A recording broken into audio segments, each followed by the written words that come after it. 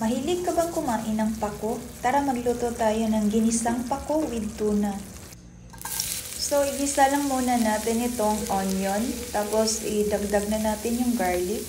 At pag medyo golden brown na yung onion at garlic, ilagay na natin yung kamatis. Optional lang po ito kung hindi kayo mahilig sa kamatis, pwede nyo na po itong skip. At ilagay na natin yung tuna.